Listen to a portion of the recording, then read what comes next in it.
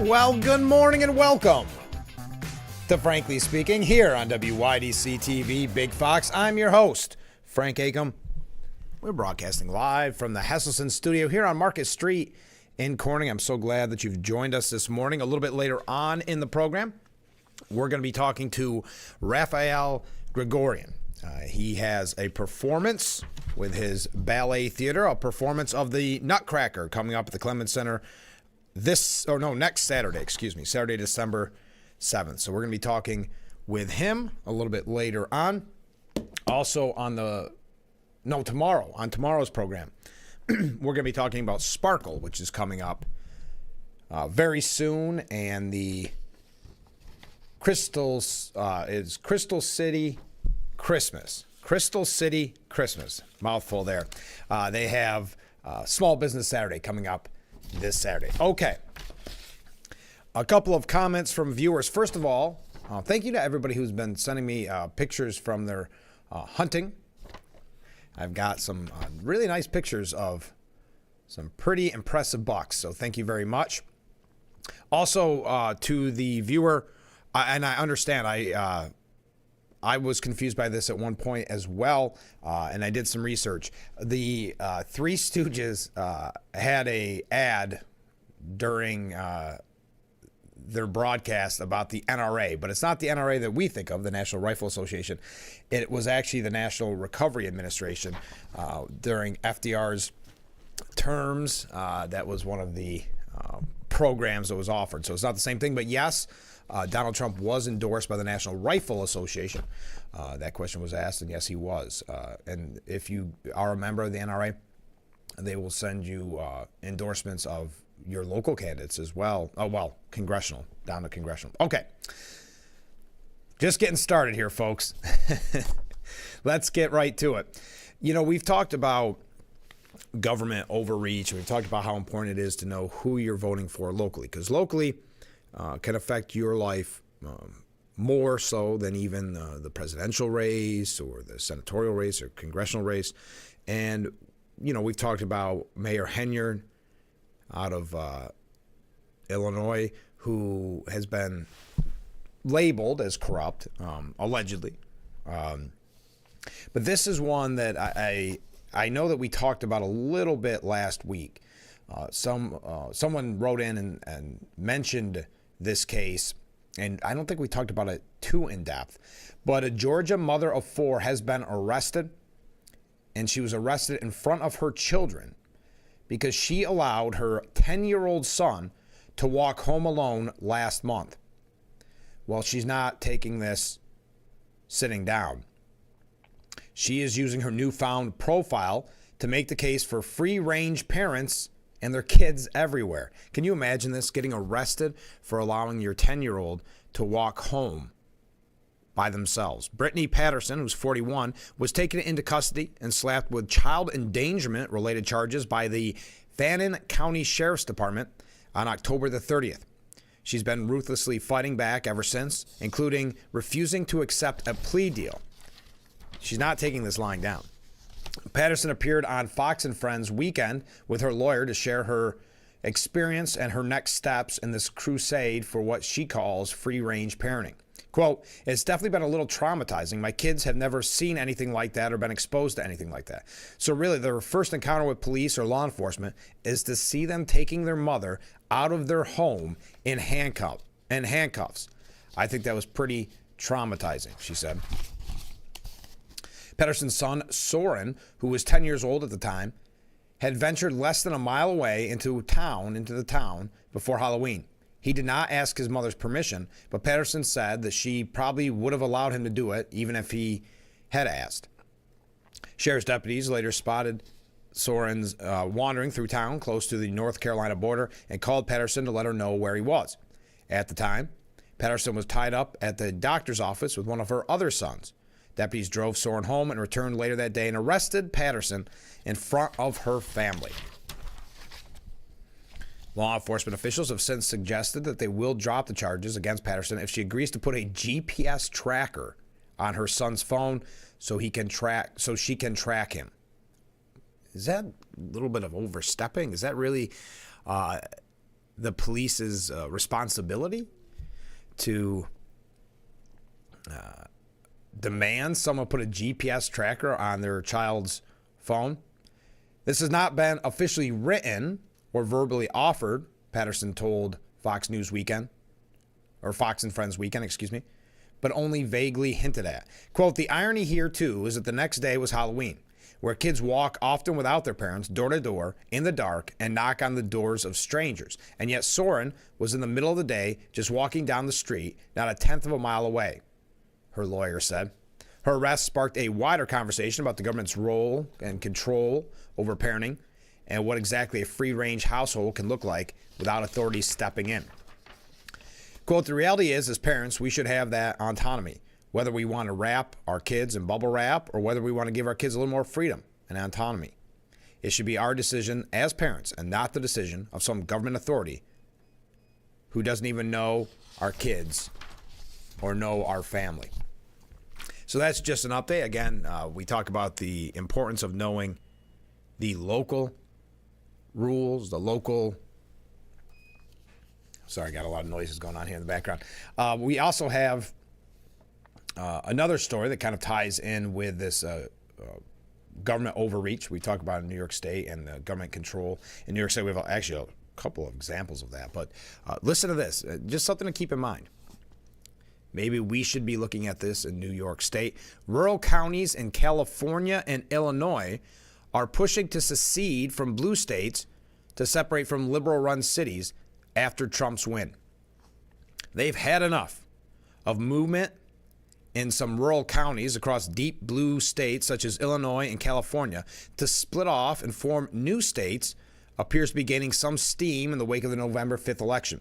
Conservative residents of the rural regions are taking notes of their peers fleeing to lower taxed and less regulated red states, but they're ready to stay put, pinning for a divorce with the urban sector of their state. Now, this has been talked about extensively in New York State for years, but never really gaining that traction. But a group dubbed the New Illinois State has drafted a new constitution and championed plans to, quote, leave Illinois without moving. On Election Day, 7 rural counties in Illinois voted to contemplate splitting off from the state. There's a lot of people in Chicago, and I think they make a lot of decisions that affect people downstate, said an Iroquois County resident.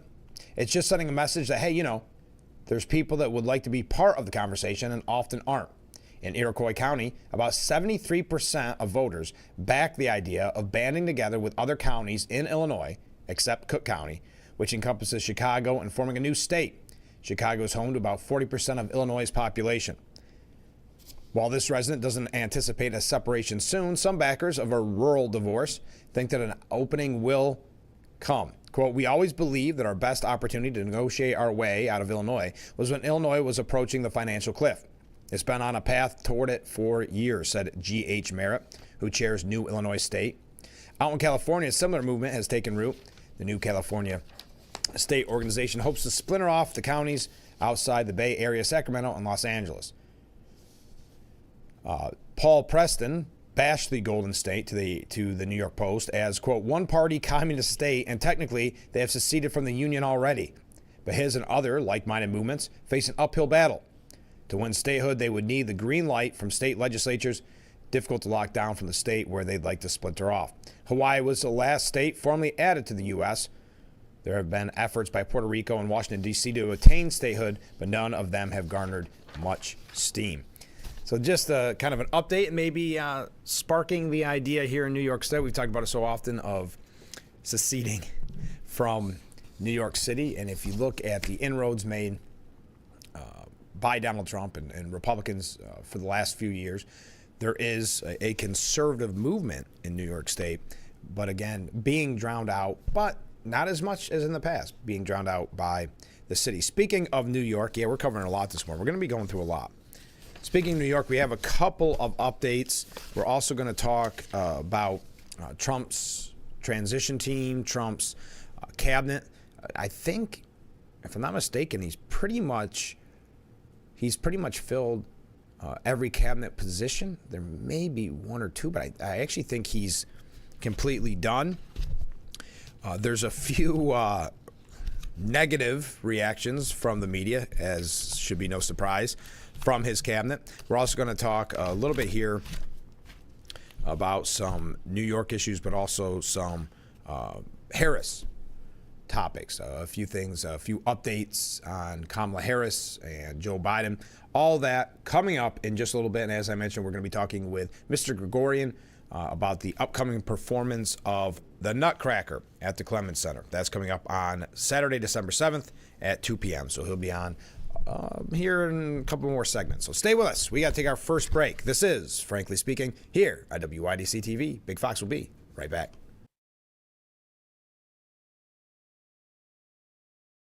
If you or a loved one regularly used hair relaxers or straighteners and were diagnosed with uterine, ovarian, or endometrial cancer, you may be entitled to significant financial compensation. I've used hair relaxers for years. I had no idea they could cause cancer. Chemical hair relaxers and straighteners have been linked to serious conditions, including several types of cancer. If you used hair relaxers and have been diagnosed with uterine, ovarian, or endometrial cancer, call us now. There's no fee unless we win your case. Call today.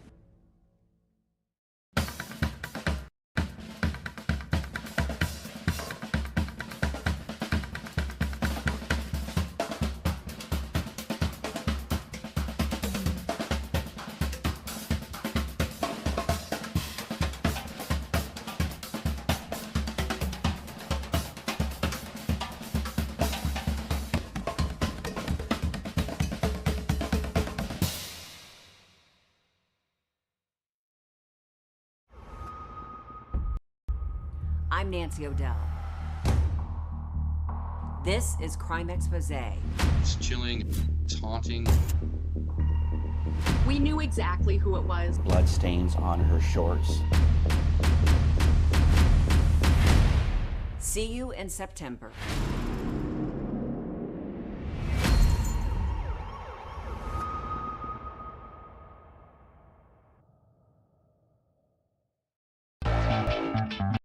Welcome to Frankly Speaking, talking to the people that affect your life, that affect all of our day-to-day lives. This is something you're not going to get anywhere else. We've got a lot to offer. There'll be a lot of news, local, regional, national, really the things that affect you. And I think you'll be glad that you tuned in. So think of it as radio on TV.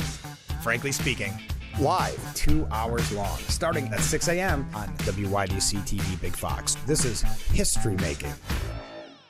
Fox website is here now. WYDCTV.com. Local and national news that keeps you informed and involved. WYDCTV.com. Today's weather up to date and in your town. WYDCTV.com. Sports news, local events, and health stories that affect you. WYDCTV.com. The Big Fox website. Your news here now. WYDCTV.com.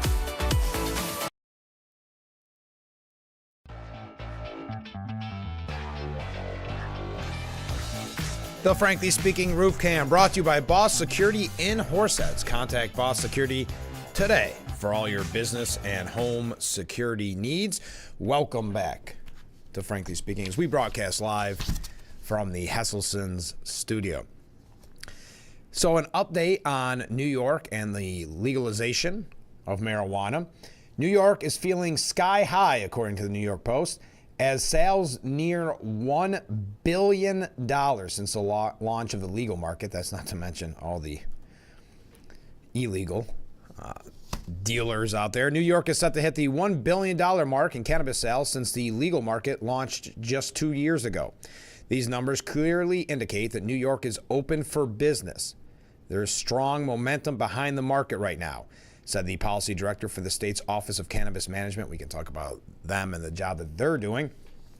But New York is open for business. What a weird way of putting that. Pot sales hit $863.9 million as of last week, and they could top the $1 billion mark by the end of December, is what regulators are saying. The state surpassed $500 million in sales back in August. The market has ramped in recent months after a rocky rollout, yes, marred by lawsuits, a massive illegal market, and enormous backlogs in the awarding of retail licenses issued by the often criticized and understaffed and overwhelmed OCM, Office of Cannabis Management. The turmoil and hiccups delayed the state's timeline to develop the new legal market for marijuana. Governor Hochul ordered a management shakeup after a scathing report she commissioned in May issued blunt criticism of how the regulatory agency was run, and 64 new staffers were hired. OCM currently employs 213 full-time workers. There are now 245 licensed retail weed outlets, which is up from 41 at the end of 2023. So just at the end of last year, just 41 legal distributors. Now 245 licensed retail marijuana outlets. Retail sales of weed have generated $22 million in combined tax revenue for local governments, including $7.9 million to New York City, according to State Comptroller Tom DiNapoli's office. We're going to talk about Tom DiNapoli here in just a moment. More than $16.6 million in tax revenue from the pot business also flowed to the state's treasury through June and is on pace to double last year's total. They've beefed up, according to the Office of Cannabis Management Enforcement, and the padlocking of illegal pot shops under a new law approved by Hochul and the state legislature. They had a big and immediate impact on boosting the bottom line of licensed cannabis retailers. Sales more than doubled, soaring 105% among cannabis retailers that were in business before Operation Padlock took place in the spring and afterward. Hochul's office claimed the pot market is now reaching new highs. Quote, thanks to Governor Hochul's leadership, more than 1,000 illegal dispensaries have been shut down, and the legal market, nearing $1 billion in sales, is booming, said Hochul spokesman Miguel Arola. Thanks to Governor Hochul's leadership. Her policies have helped transform the industry, increasing revenues for local businesses and spur reinvestments in the communities most harmed by historical wrongs, all while building the most equitable cannabis market in the nation. But social justice advocates complain that too few licenses have gone to operators in communities disproportionately impacted by the war on drugs when marijuana was considered a crime. 5% of those set aside for the equity market and 2.5% overall. Enough on that. So there's your update. Looking at a recent study said it could support 1,000 new pot stores in New York. The LeafLink report shows New York is a cellar dweller compared to other states that have legalized cannabis. Oklahoma, for example, has 1,900 licensed pot shops. New York currently has 245. So there is your New York State update. And we mentioned Tom DiNapoli, and that Tom DiNapoli was in the area on Friday. Went over and watched his speech on the state of Corning in the city of Corning. New York State's Comptroller Thomas DiNapoli visited the city of Corning to deliver a detailed economic and fiscal profile for the city. The presentation was held at the local 1,000 Steelworkers Union building in Corning, where a large crowd of community members, local officials, and regional leaders gathered to hear from the state comptroller. During his remarks, Comptroller DiNapoli highlighted Corning's position as an economic powerhouse in the southern tier, largely due to the presence of Corning Incorporated, one of the region's largest employers. He emphasized the city's financial health, noting that strong fund balances and impressive fiscal management in recent years. For 2023, Corning's available general fund balance as a percentage of gross expenditures was 14.7%, including a solid fiscal foundation. Furthermore, the city's outstanding debt stood at approximately $8.6 million, which represents a significant reduction of 40.5% since 2013. So there you are. Steuben County officials, including Kelly Fitzpatrick, our friend here on the program, chair of the Steuben County Legislature, was also present for the event. Fitzpatrick commended the city's strong financial position and expressed optimism for continued growth and prosperity in the region. Wow, we're covering everything this morning, folks. We're going to talk here in just a little bit about Trump's recent cabinet picks. After this break, we are going to be talking with Mr. Gregorian.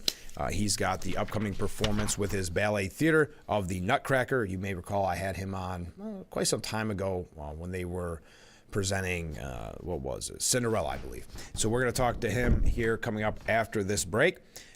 That performance of the Nutcracker is at the Clemens Center on December the 7th at 2 p.m. You can find out more at clemenscenter.org. That's clemenscenter.org. And as I mentioned, tomorrow on the program, we're going to be talking with the Gaffer District about the upcoming Crystal City Christmas events, because this Saturday is Small Business Saturday. Already amazing. Then there's going to be the Parade of Lights on November the 30th, the same day. And then, of course, Sparkle Christmas, celebrating 50 years.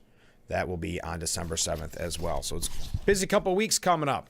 If you went to the craft fair with our friends from the Crystal Chords, I'd love to hear from you. What did you think? Did you get all your Christmas shopping done? We talked with Joe Barlow last week about their holiday craft and vendor fair, which was over the weekend, but they also have their Christmas performance coming up on December 17th. And we're going to hear from Joe Barlow later on, actually during the Salvation Army Telethon, which, by the way, that is coming up on the 13th. And we have some really exciting news that we'll get to a little bit later on to promote about how big of an event it is going to be this year. But it is going to be a fun time. So make sure you tune in. Mark your calendar already. Get your checkbook out as well for the Salvation Army Telethon on December the 13th. We're going to have a lot of great music, performances, interviews. We're really looking forward to that, and I'll tell you about the big news a little bit later on. But I forgot a couple waves here. And right now we got to take a break. But when we come back, we're going to hear from Mr. Gregorian. So stay with us. This is, Frankly Speaking, here on WYDC TV. Big Fox will be right back.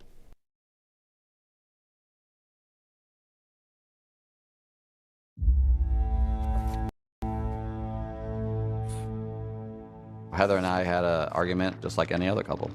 I was lost and lonely. I had snapped. I had a gun and I was going to take my own life. Heather helped me realize that there was still life to live. For the better of myself, my family, my weapon is now safely put away. My son, Ricky, took his life by the use of a firearm. It broke me in ways that I never knew that I could be broken. And I contemplated suicide. Afterwards, we found out his girlfriend, she was pregnant. If that was my grandson, I was gonna have to be here for him. I still own my firearm. I keep it in a safe because I want to keep my grandson and myself safe. A moment of crisis can happen to anyone. Store your gun securely, locked, unloaded, and away from ammo.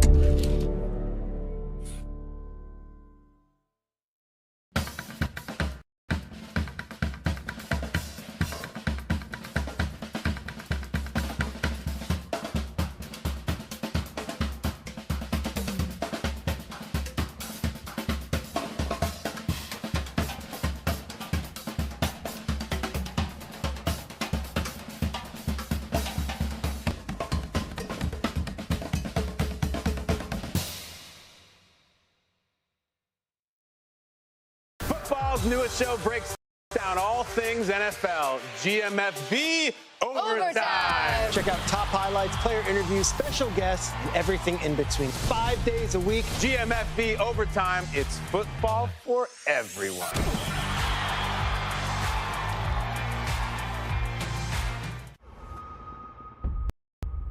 I'm Nancy O'Dell. This is Crime Expose. It's chilling, taunting. We knew exactly who it was. Blood stains on her shorts. See you in September.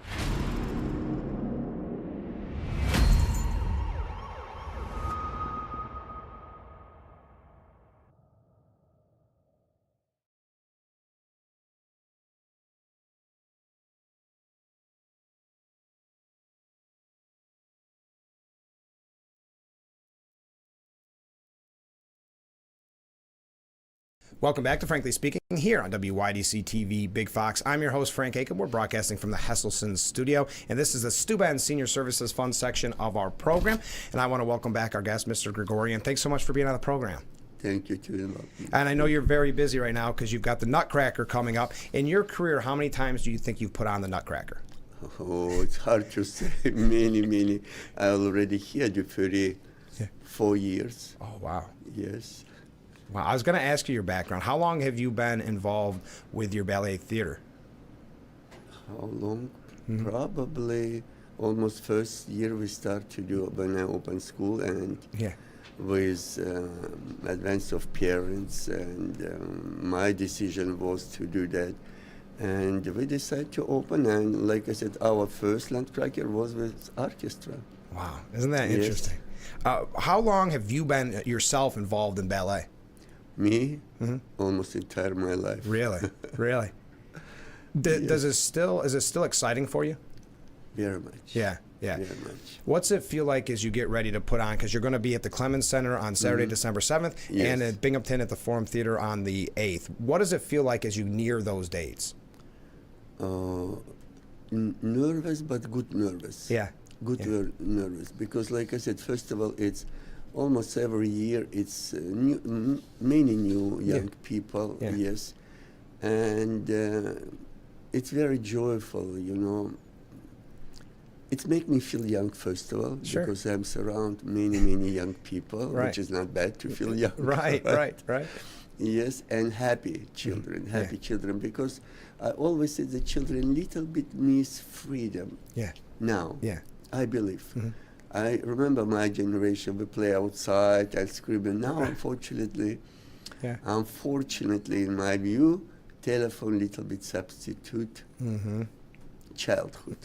Very much. Right. And when I see children, so many children laughing, screaming, loud, I even tell parents, let them be free. Right. You know? Yeah. And teach them discipline when you need things that it's needed. Yes, but for me, it's very, and I still feel myself much younger by being around them. Yeah. Yes. Yeah. Because they're sweet young people. Well, when they're getting ready to perform the Nutcracker, do you find that younger people are excited or are they nervous? I believe more. I don't believe that they're nervous, you know, because we do every year, right? And we do different productions. Yeah. They kind of became professionals. They're let's pros. say like that. Yes. They could do the Nutcracker in their sleep. They're very happy, very happy, and it probably make out a little bit nervous. Sure. They're more excited than nervous. Yeah.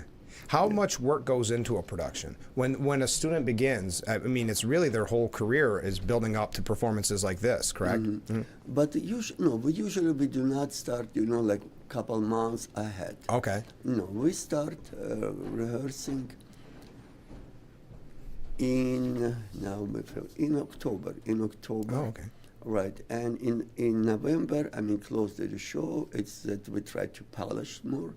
And I always give myself chance in case if I don't satisfied with some work or I don't like what I did, like example, in my choreography, because children different, I would like to present them, not myself, them. Right. I try to, but when they're ready, some addition, let's change this, let's try this, let's try. And it's make me fun and for them. Yeah. How long is a typical practice? How long? Or rehearsal, I should say, yeah. We do usually Saturdays, Sundays. Oh, 2 days. Okay. Is it almost all day? Sunday usually we start when close to the show. It's Saturdays, but close the show, we start to do Saturday and Sunday. It's not all day, like from 12 o'clock we do warm up. Yeah. And probably we're planning 5:30, 7, 6, but usually it go up, especially because young ones go earlier, older girls, people stay longer. Yeah. How many students are involved? I don't know. I cannot tell exactly how many. Well, ballpark of to put on the Nutcracker. Oh, wow, some. really? Wow. If someone's interested in joining your theater, how does that process work? Audition. Well, Just audition. Yeah. Right. Everyone who would like to be part, welcome. Okay, we've got the website on the bottom of the screen. And when we have the Nutcracker coming up at the Clemens Center on the 7th and the Forum Theater at the 8th, what are the age groups that are involved in it? Oh, we have definitely children who go to school. Okay, not so that age. Kindergarten level, but we have a lot of I call them star of the show. Oh, yeah. Well, that's amazing. A cast of 30. Is it the same, and this is maybe a naive question, is it the same people that are performing in Elmira are playing in Binghamton too? Yes. Oh, okay. So they have 2 shows then. 2 shows. All this work for 2 shows. And everybody's getting excited now, getting ready to perform. What's it like on the production day? What like on production? Excitement. Yeah, that's what it is. Yeah. What, I guess if someone doesn't know, and I mean the Nutcracker is maybe one of the most famous parts of the holiday. Everybody knows the Nutcracker. Tell us a little bit about the Nutcracker for those that aren't aware. Nutcracker, it's how it's holiday, but I usually, many people maybe know, maybe not. For Tchaikovsky composer, it's sad ballet. Oh, okay. It's sad ballet. I always call this as his dream of happiness. Okay. And why it's a lot of children, and for he probably want to have life. Yeah. Little bit jealous. Yeah. That him in his life, it's not was happiness like what he tried to present in this ballet. Oh, interesting. Right. It's for children. Yes, for give for children. How I need to explain it, and it's good lesson. Yes, why this girl choose this maybe not very beautiful toy. It's, you understand, girls usually choose baby, I don't know, beautiful dress. Yeah. Probably again to show character of give some example for child, not necessarily something very beautiful. Sure. Can be very good. Interesting. Yes, it's in my opinion. In my opinion, this was reason for Tchaikovsky to do this. Interesting. Yes. Now you do productions throughout, not of the Nutcracker, but you do productions throughout the year, correct? Yes. What goes into the choice of what you're going to present? Why? Can you repeat it? Sure. How do you pick what you're going to present and have your students involved in? Okay, I tried to do like, we did Romeo and Juliet, Right. 4 acts Prokofiev ballet. Because I have teenagers, Okay. Romeo and Juliet for teenagers Sure. too. I try to. I would like to introduce to children first of all music I love, right, and try to create story that of course it will be related to the children, to young people, and give in any productions I'm looking for not just entertainment. We have enough entertainment. We need educational productions too. I agree. Now, we mentioned that you feel younger while you're doing all this, right? What does it feel like after the last performance is over for you? Very happy. Very happy? Very happy for them. Students? Yeah, I believe it. So before we go, it's at the Clemens Center, the Nutcracker that is, the Clemens Center on Saturday, December 7th. You can find out more at clemenscenter.org, and the Forum Theater in Binghamton, on the 8th at Broome Arena Forum. Is that your website the best place to find out more? I think so. Yeah, and then can they purchase tickets there? Or do they go directly to Clemens Center? To Clemens Center, yes. Or Broome Arena Forum. Yes. Well, thank you so much. Best of luck, and I hope we can have you on next year for the Nutcracker. Thank you very, very much. Best wishes, happy Thanksgiving, and Happy New Year. You too. Okay. All right, Thank we'll be you right very back much. with Frankly Speaking. Yes. Stay with us.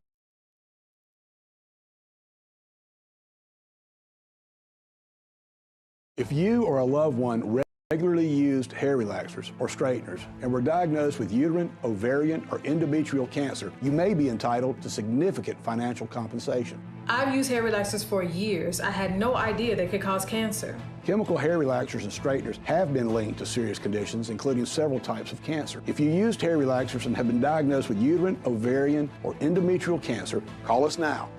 There's no fee unless we win your case. Call today.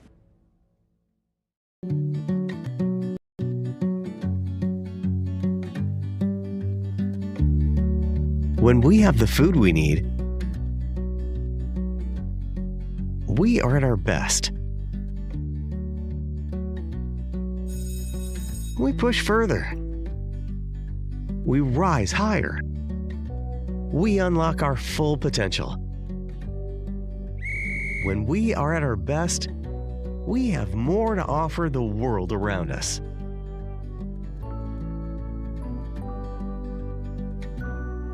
When we have the food we need,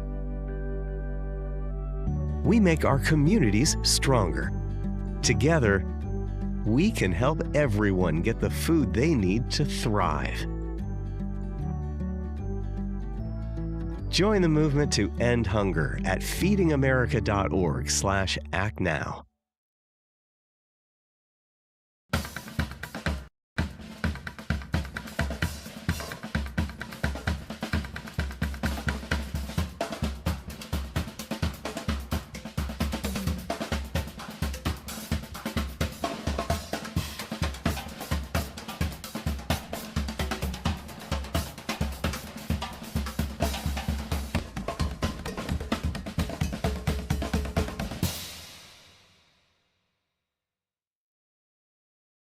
It's a season of Sherry. Having a good time has always been my number one goal. I tend to get crazy. At my age, I should not be jumping up and down like that. And if you don't know what I mean, ask your mama. The young ones, y'all like, we don't know what you're talking about. But I promise you, in 30 years, you will. It's the best time in daytime. Weekdays at 2 p.m. on Big Fox.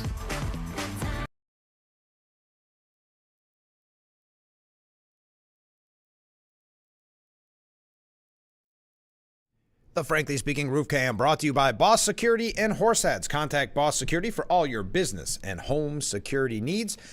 Thank you again to Mr. Gregorian for being on the program this morning during the Stu Ben Senior Services Fund section of our program. We are broadcasting live from the Hesselson studio. Thank you so much for joining us this morning. It is a shortened week. We will not be in on Thursday or Friday, so make sure you get your comments in now so that you have a couple of days where you can't comment on the topics of the day. So make sure you start commenting now. Hey, by the way, Matt Gaetz, this is weird. I don't know why this is a common thing now in politics. Ex-Florida congressman, and he said he will not, even though he won, he will not be joining Congress next session. He was a one-time U.S. Attorney General hopeful. Matt Gaetz, he has launched a Cameo account where he's raking in cash by cutting videos for the public. Now, we know there's some scandal involved with Matt Gaetz, and we're going to talk about some of the selections that, they're trying to push this idea that the Trump cabinet is controversial.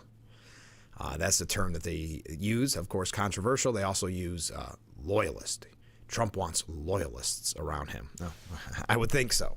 As one viewer said after Friday's program, the ultra-loyal term. What, would the left prefer those that are not loyal? Yes, they probably actually would. But Matt Gaetz, he is charging, get this, $525 plus for every Cameo video. If you're not familiar with Cameo, celebrities will send maybe birthday wishes to someone or wishing them a happy anniversary, something like that. And you pay, and they can be very cheap, or they can be, depending on the name, very expensive. You may remember Santos. George Santos was doing them for a time. But yes, Matt Gaetz charging up to $525.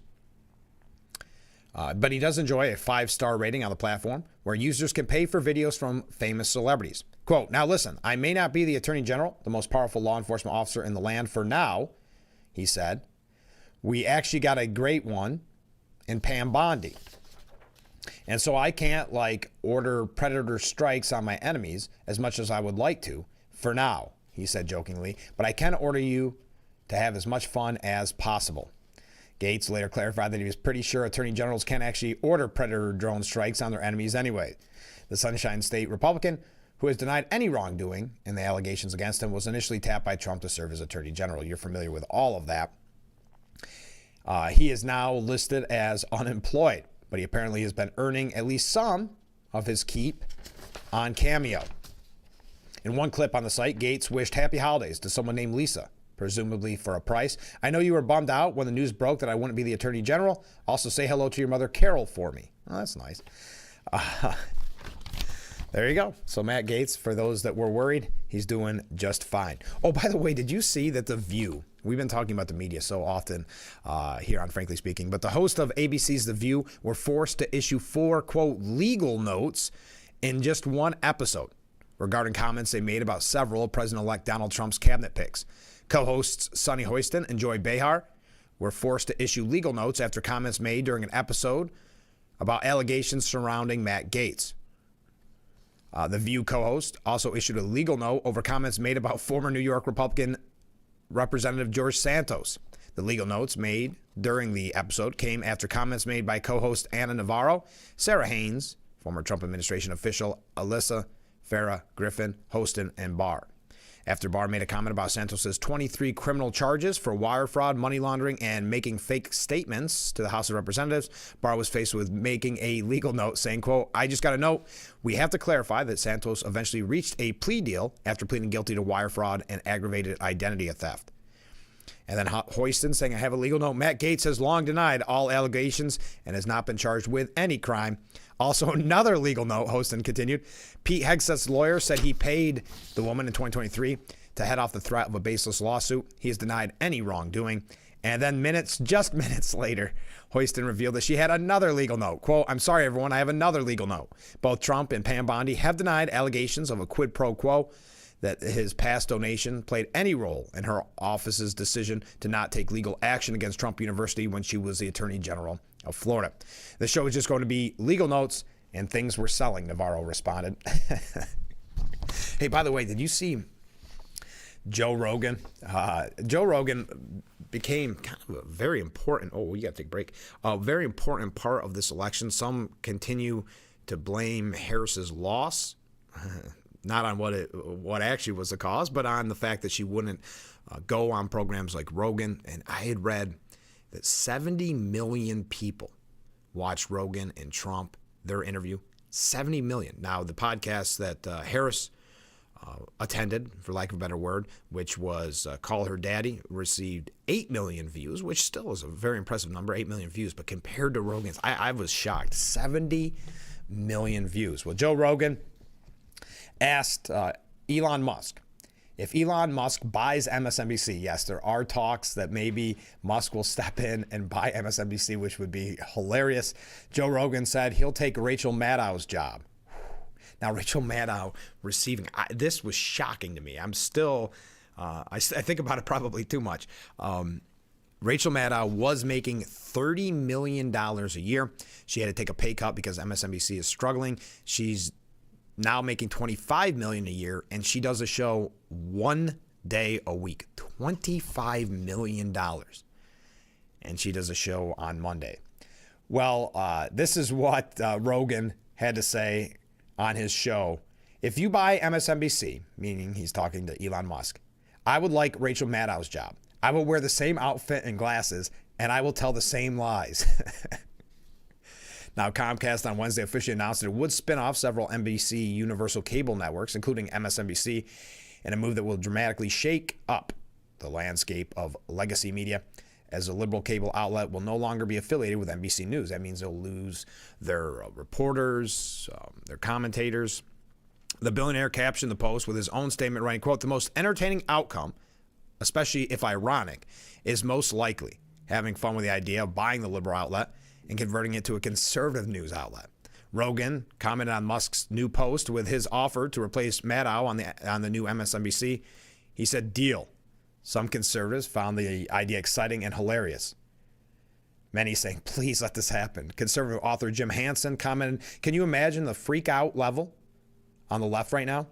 They know Elon could do this on a whim. Yeah, I mean, that's essentially what happened when he bought Twitter, right? Just on a whim, bought it and changed it to X. Now he could be. Think of that. Elon Musk buying MSNBC. Could you imagine a day where you would, as a conservative, tune into MSNBC for your nightly news? That looks possible at this point. Author Carol Roth mentioned ABC's liberal talk show, The View, in her comments, saying, I'd like to throw my hat in the ring for a panelist spot on The Normal View.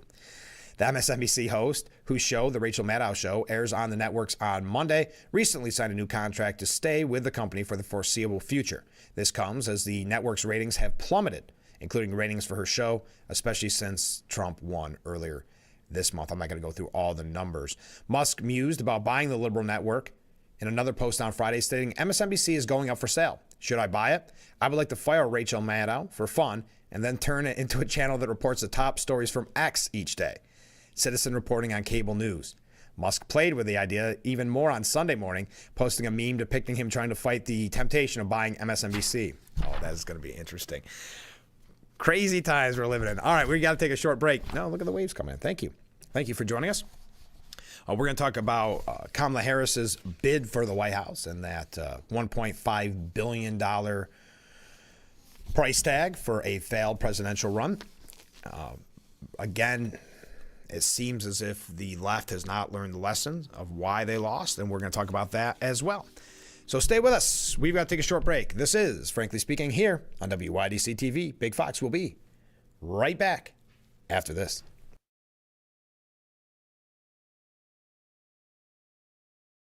Black Friday week means only one thing. It's time to start hot tubbing with your very own Hesselson's Hot Tub. Start making every day better by relaxing and being stress-free with hot water therapy in your very own backyard. Hesselson's will be clearing out inventory to make room for 2025 models. With over $500,000 in inventory to sell, Hesselson's deals will be unbelievable this Black Friday week. Plus, 0% interest-free financing for up to 5 full years and free Bluetooth music. Hesselson's Black Friday Hot Tub sales event is going on now. Remember, it's always fun to poke in the corners at Hesselson's.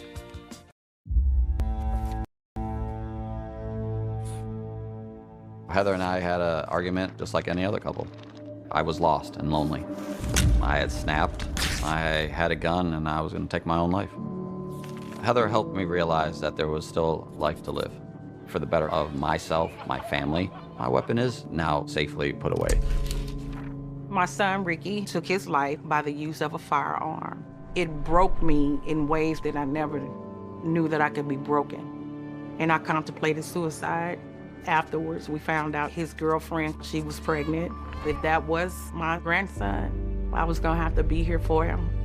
I still own my firearm. I keep it in a safe because I want to keep my grandson and myself safe.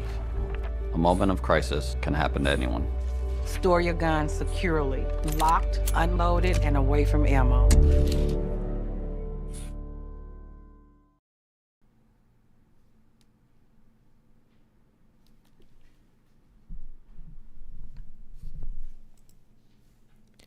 Frankly Speaking Roof Cam brought to you by Boss Security in Horseheads. Contact Boss Security for all your business and home security needs. Welcome back as we broadcast live from the Hesselson studio. Comment from a viewer. I think it's a good idea for Musk to buy MSNBC. Then he could call it XNBC. I like that idea. That's a very good idea. Boy, that would be fun, wouldn't it? Finally, a legacy network for our side. Good point. I like it. All right. Now, this is from the New York Post editorial board, and I thought this was really a fair point and something that we've mentioned on this program. There's actually a couple of stories this morning that I feel like the New York Post and other somewhat conservative outlets may just be watching, frankly speaking, every morning to get their ideas. But this is coming from the Post editorial board. Kamala Harris spent $1.5 billion on her failed presidential campaign, hemorrhaging on average $100 million per week, proving that she and her campaign, are as bad at managing money as they are at generating coherent policy ideas. The big ticket items, $900,000 to advertise on the outside screen of the Las Vegas Sphere. And she ended up losing Nevada, by the way. A cool $1 million to Oprah Winfrey's Harpo Productions for Harris's splashy town hall event with the media queen. $10 million for a series of Gen X bait conferences with the likes of John Bon Jovi. Harris ended up losing Gen X. And $494 million on overall advertising. $500 million on overall advertising. Kamala was so desperate to seem like she had something to say, she paid big names to talk to her. Her campaign handed over $500,000 to Reverend Al Sharpton's National Action Network ahead of her sit-down on MSNBC, a move that stinks to high heaven and should, though it won't, utterly wreck the rep of the American answer to Pravda, meaning MSNBC. And she paid another sketchy news personality, Roland Martin, who's alleged to have helped leak a town hall question to Hillary Clinton's camp back in 2016, some $350,000 via his New Vision Media ahead of her sit-down on his streaming show. The Washington Free Beacon revealed the Sharpton payment. Many of those other details come from a gloomy New York Times report on the Harris disaster. Days late and $1.5 billion short, but still, America's lucky the gray lady didn't do more to vet Kamala before her ascent. Otherwise, Trump might have faced a genuine threat. But the big spend on bribing Sharpton for a sit-down and Winfrey to borrow her for effortless mass appeal and Bon Jovi to buy cultural cred and on and on and on reveals one of the central problems with Harris's campaign. It was hollow and fake from the start, right down to the creepy Stalinist cry of joy taken by the lapdogs at the Times and elsewhere. Trump was clearly the one having fun, zipping around the country, doing his trademark shuffle, and letting fly one-liners as Harris stumbled and fumbled and mumbled and her army of enforcers on social media and in the press screeched about how amazing and wonderful and perfect she was. And despite having every major media outlet pulling for her, she didn't have what it takes. Yeah, you think about $1.5 billion being spent, but think of all the free advertisements she got. And think of all the positive coverage she received on, 99% of the media, in the media. Either in personality or policy, money matters plenty in campaigns, but it can't make up for having no real message and a candidate with zero credibility.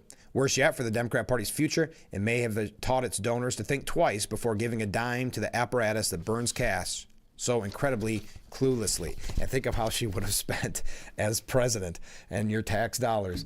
$1.5 billion. And we learned that she was, $20 million in debt even after that. Now, Joe Biden did bid his donors farewell at what they're calling the last hurrah at the White House. President Biden jokingly urged a room full of Democrat donors and insiders not to jump in the White House pool at a weekend dinner to thank them before he leaves office. But some attendees still felt all wet after the election. Quote, "Good evening, everyone. If you have a seat, please take it. Don't jump in the pool," Biden said, to laughs at the black tie party. First Lady Jill Biden and I are hosting this dinner tonight for a very simple reason: to say thank you. Thank you to so many of my dear friends. This was from a video on C-SPAN. We began this journey to redeem the soul of the nation and to find the light in the darkness, and I never could have gotten to where the White House has become without you. And we never could have gotten as much done as we did without you. And that's not hyperbole. I mean it from the bottom of my heart. We hear the guests include big donors in Biden's cabinet, as well as friends and others who have been supportive of the Bidens through the years. Former and current ambassadors came in for the elite event. Spotted among the crowd was former Democrat vice presidential nominee Governor Tim Walz and his wife Gwen, who were chatting with Secretary of Commerce Gina Raimondo. One source said the donors, who'd given $250,000 and up and skipped the bash, insiders who were invited and didn't go are calling it the, quote, losers party, said one source. Many said they didn't want to be associated with the Democrats right now because of the embarrassing loss to Donald Trump in the election and anger over the $1.5 billion spent on a campaign that failed. Yes, I could see, you donate all that money to a campaign and you see all the cushy interviews and pro-Harris news stories, and you still couldn't win. The joy, remember that? That's what we heard, the momentum. She has the momentum. But another attendee described the event as a real love fest, adding it was, of course, sad, but also just a real sense of appreciation for the Bidens. It was absolutely gorgeous. Weirdly, it was also fun, like a last hurrah. There were also musical performances. Biden gave praise to Jill, but did not mention Trump or the election. He said, "Our cause endures." So the last hurrah at the White House. We've got a couple other stories we're going to get to. Boy, this show's going quick, isn't it? I see some comments coming in. We'll read those when we come back. Stay with us. This is Frankly Speaking here on WYDC TV, Big Fox.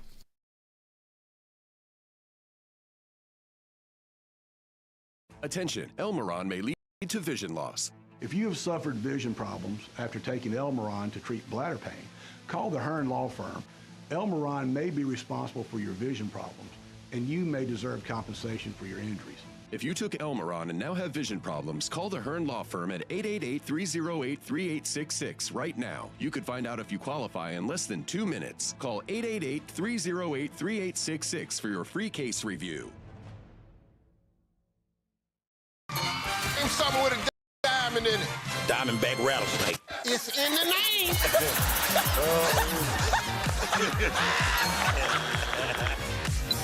Name a low-calorie food you might make your edible underwear out of. Salmon. Watch it weeknights. Share it the next day. Wild caught Norwegian teriyaki. Share in the fun. Weeknights on Family Feud. 7 and 7:30 on Big Fox.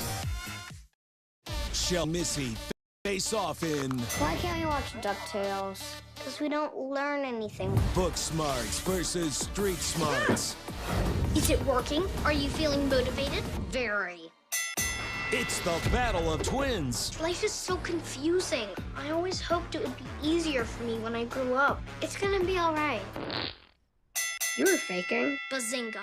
Young Sheldon. Weeknights at 6:30 on Big Fox. Thank you again to Boss Security and Horseheads. Contact them today for all your business and home security needs. A little foggy out there, as you can see. The view changed a little bit with the wind, but we'll change it back soon enough. But I kind of like this view. See a little bit of the Rockwell Museum and a little bit of the street. Welcome back as we broadcast live from the Hesselson studio. Ken wrote in. Ken, good morning, Ken. Thanks for sending this message. Did you see that New York has approved the congestion tolls for vehicles entering Manhattan? So soon, every time someone drives into Manhattan, they will have to pay $9. I guess they can leave for free. Obviously, New York City needs the money. Possibly they should stop housing illegals in $500 a night hotels. Yes, the money that they have spent is phenomenal. It is amazing. And it should shock because we're paying for it as well. I know it's the city, but we're paying for it just as much, if not more, unfortunately. But yes, $9 just to get into Manhattan, but it's free you can leave for free. I like it, Ken. You're absolutely right. All right. When we come back, because we got to wrap up, this hour is already through. I can't believe it. We've got a interesting piece by Julian Epstein saying, even after a Trump trouncing, the Democrats refuse to learn their lessons. We also have a couple things here about the media. We're going to talk about the Democrat Party in general. Marjorie Taylor Greene. Now, she's a part of Doge with Musk and Ramaswamy. She is doing what Republicans always hint at, but never seem to accomplish or never really seem to go all in on. I hope that because she is someone that doesn't give up, she's talking about going after NPR, and we're going to talk about that as well. Also, a few things here about the Trump cabinet that is pretty much, I think, completely wrapped up. I think he's not only found someone for each position, he went above and beyond and created things like Doge. But they're saying at the New York Post, and I would like to hear your thoughts on this, which is they're saying, let me find the exact quote because I don't want to, here we go. Trump just picked a total turkey to run his labor department. Representative Lori Chavez DeRemer is going to head the labor department. So what are your thoughts overall on the cabinet? I know we've had the conversation numerous times about are there any of his cabinet members, are you concerned? Because if you recall back in 2016, he had a lot of issues with leakers and whistleblowers and people that were not looking out for his best interest. Don Jr. saying he's picking people that don't think that they're smarter than the president, know better than the president. In the first go around, he did not necessarily do that. And I know there's been some concern, many people writing into the show saying that they were worried that he would make the same kind of poor decisions in hiring the people around him. I don't think that's the case this time around, but is there anybody that concerns you? Is there anybody that's extra special for you that you're very excited about? What are your thoughts overall on the Trump cabinet, which I believe, hearing on the news this morning, that it is full. There may be a spot left, but I'm not sure. We're going to talk about that. We're going to talk about the Democrats in general, all of that and much more. So stay with us. Hour number 1 in the books. Hour number 2 coming up next. We'll be right back with Frankly Speaking.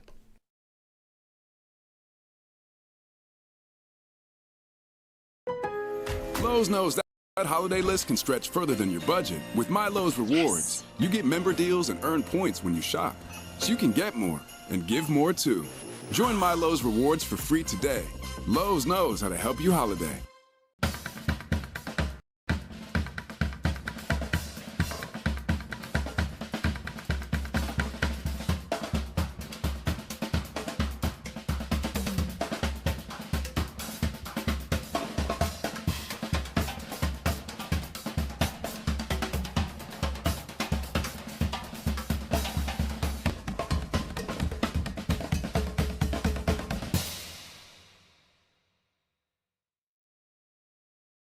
In a few words. Urkel, glasses. Nerd. It pays to know your nerds. If you guys didn't get nerd with me sitting up here on this show, 25 words or less. Weeknights at 5 and 5:30 on Big Fox.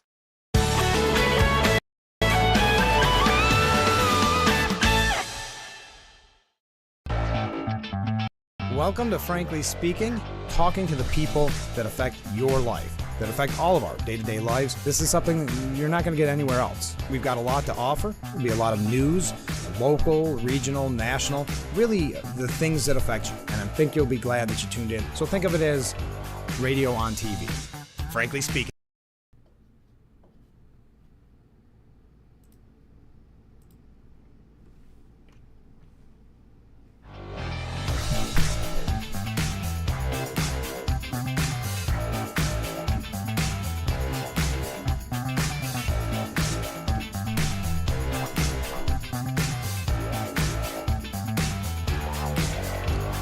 Hour number 2 of Frankly Speaking. Welcome as we broadcast live from the Hesselson studio. I'm so glad that you joined us this morning. Comment from a viewer. Do you think it is possible that Trump was telling the U.S. Senate with Matt Gaetz to see what he's up against? Interesting point. They show they will still do what they want to do, still do what they want to do, not be in unison like the Democrats are. Yeah, that could be a good point to see how, well, to use the media's term, loyal the Senate will be to him. Interesting point. Now, Julian Epstein writes for the New York Post, and he said the left's autopsy of its very predictable electoral defeat has become a comedy show. Joe Scarborough is on bended knee, licking the boots of an incoming president he is likened to Hitler. Nancy Pelosi, who first defended Biden's mental capacity before coldly whacking him, is now blaming him for Kamala Harris's loss. Activist journalists claim that Harris ran a perfect campaign and blame voters who gave up on democracy. Self-preening typifies much of what's wrong with the contemporary American left. It's a culture driven by its own self-indulgence and social credit scores rather than self-examination. Moral condensation and virtue signaling are its chief currency. Sociologist Musa Al-Gharbi's new book on the hypocrisy of the elites, quote, "We have never been woke," captures this bonfire of the vanities. Using immigration as an example, he points to the self-dealing of elites who, quote, "have disposable servants who will clean your house, watch your kids, walk your dogs, deliver prepared meals to you, but mask this all in sanctimonious virtue. Meanwhile, the migrant waves oversaturate labor markets, stealing working-class jobs and lower pay scales. For working Americans, this wealth transfer is yet another assault by the same liberal elites who drove the neoliberal consensus on free trade that enriched themselves, all while hollowing out working-class communities and transferring jobs abroad through unfair trade laws. Most workers lost real wages under the Biden administration, but the left, they cry bigotry when the working class and others object to this self-dealing. The college-educated get fat while expressing moral condensation. Yeah, that's weird. Towards anyone who questions their multiculturalism over nation pathos or their victimhood obsession. Pretty clever gig if you can get it. But Al-Ghrabi drills down on exactly why virtue signaling is so important to the elites. In a world where universities overproduce the sheer number of elites, it becomes the method by which elites try to differentiate themselves and distinguish their higher social credit vis-a-vis their peers. Wokeness has become a source of cultural capital among contemporary elites, the author writes. That is perhaps why the post-mortem deconstructionist left has adopted so many policies and cultural positions on crime, critical race, critical gender, climate, absolutism, the mimicry of river to the sea terrorist rhetoric that play to these insular needs of donors and activists, but alienate Democrats from most voters. Rather than reading the election results, Democrats seem to be doubling down. The Post this week reported that the White House is encouraging more migrant surges with, among other things, a glitchy ICE app that allows the 230,000 illegal migrants in New York and potentially millions elsewhere to merely check in with immigration officials online rather than in person. This is music to the ears of the criminal cartels who thrive on the promise of minimal in-country monitoring and ease of evasion. The Post also reports that the White House continues to battle Texas's efforts to fortify border barriers to deter the most imminent pre-inauguration migrant wave, yet another encouragement for the cartels. Democrats pontificated for the last 4 years on the virtues of democracy, yet seem to be defying the clearly expressed will of the voters in favor of the virtuous elites. One possible explanation is that they cynically believe an aggravated migrant crisis will complicate the incoming administration's cleanup efforts. How ironic would it be for the Trump administration to find the needed common ground on climate internationally to advance the issue? Elsewhere, the administration is slow-walking the needed offensive armaments to Ukraine and its approach to Israel, pledging support one day and then yet more virtue signaling, undermining Israel's efforts to root out the genocidal terrorists in places like Rafah, has also left the world more unstable and set a more favorable stage for Trump and his potential triumph on the world stage. And this is the point. Moral condescension, absent any meaningful factual backing, are not just pseudo-intellectualism, but because it is imperiously trying to shut down debate rather than discovering knowledge. It leaves its practitioners all the dumber. It may be the most important autopsy lesson the left could learn from the election. And Michael Goodwin writes that the lawfare and nonstop smears from Democrats only contributed to Trump's triumph. And this is what I mentioned when I jokingly say I think they're all watching this program, because we had talked about this on Friday, that the law, and Thursday, I believe, that the lawfare, someone like Bragg, should actually be looked at from a Democrat's perspective as a villain. Bragg and Letitia James, because they just help solidify the kind of, to use their term, loyalty to Trump. If Democrats honestly sort through the debris of the election, Michael Goodwin says, they will find a slew of key issues where they were far out of step with voters. Their misguided economic policies led to sky-high inflation. They opened the border to millions of unvetted illegal migrants and adopted a radical approach to cultural issues, all of which Donald Trump seized on in his commanding victory. It certainly didn't help that Democrats fielded two weak candidates, starting with Biden. His cognitive decline, which the party tried to hide, led leaders to belatedly give him the hook. And Kamala Harris, despite spending nearly $2 billion, was mercilessly exposed as lacking the right stuff for the Oval Office. These policies and personnel issues obviously contributed to the result, and some Democrats, however, begrudgingly, are starting to come to grips with them. But there is another dimension to this race that helps explain Trump's triumph, and I don't believe any Democrat dares to touch it, at least yet. Those issues revolve around the party's decision to launch a personal war against the Republican, which featured nonstop charges that he was a racist, a fascist, and a wannabe Hitler. It was created out of whole cloth and was despicable. It was only part of the assault. The other part was the decision to weaponize the Department of Justice and state prosecutors to knock Trump out of the race by bringing a slew of criminal charges and civil suits. No former president has ever been charged with a single crime, but Democrats went full jihad and charged him with a total of 94 felonies in 4 different federal and state cases. There was also an effort to bankrupt him in New York and a plot to ban him from the ballot in a dozen blue states, a disgraceful bid that would have deprived voters of a choice. But they don't even trust their own voters, as we've seen, by not having a primary.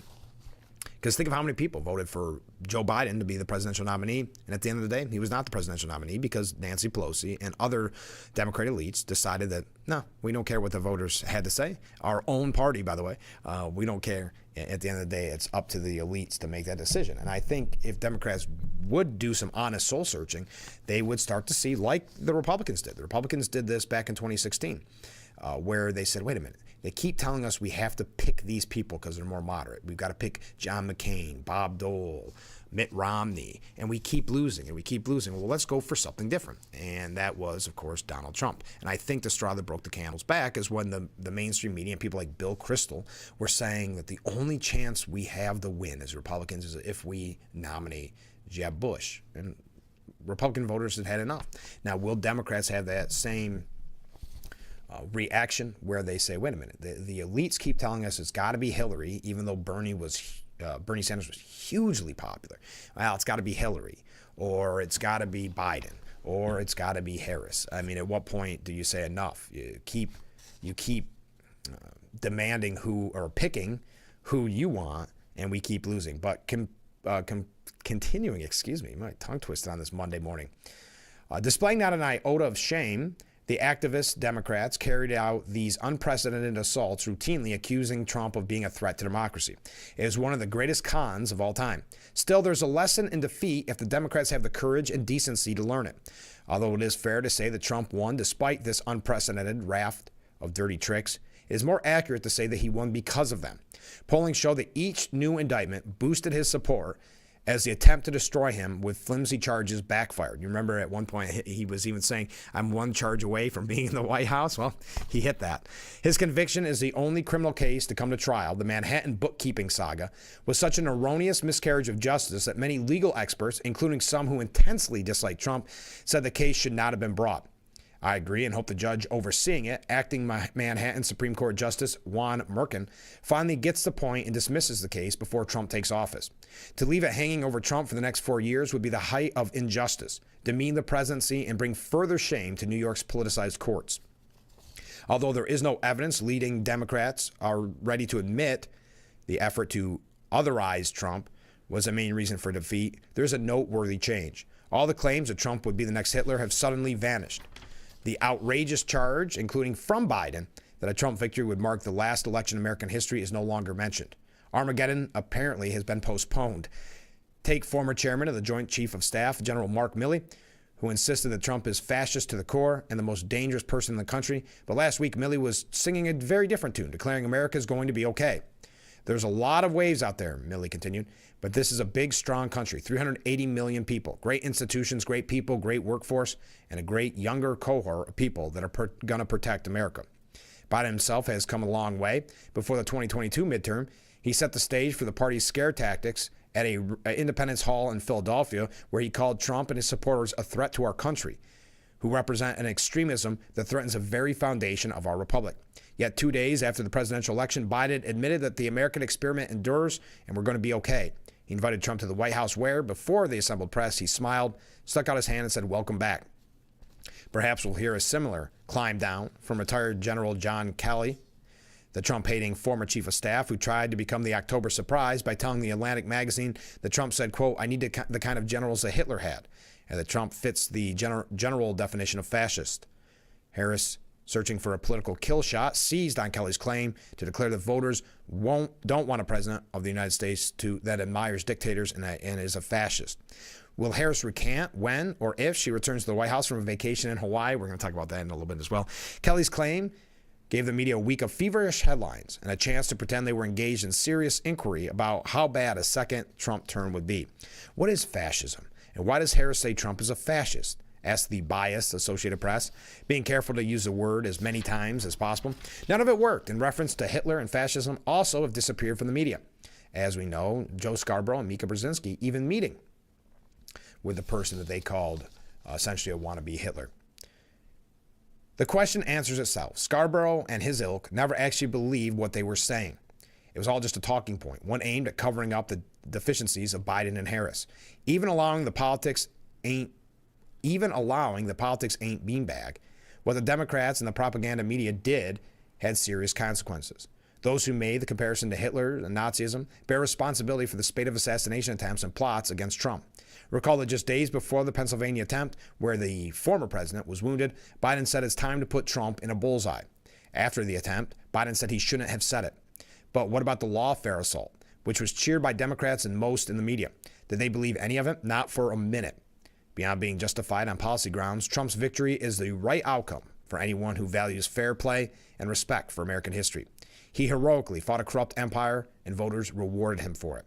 So raise a glass to this glorious triumph, one that will be a lesson for the ages. I thought that was a very good piece. And again, it seems a little bit like Michael Goodwin might be watching, frankly speaking, in his free time. And we appreciate it. Thank you, Michael Goodwin.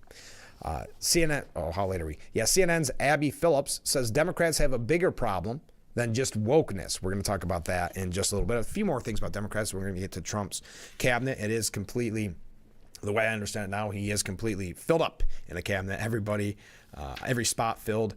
We'll talk a little bit about that and what some are saying in the media. Some good, some bad. But what are your thoughts of the cabinet thus far?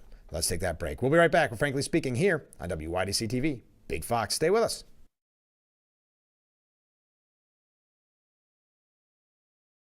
Have you been unable to work for over a year due to a mental or physical disability? Were you recently denied Social Security disability benefits? Great news. You may be eligible for money, back pay, relief.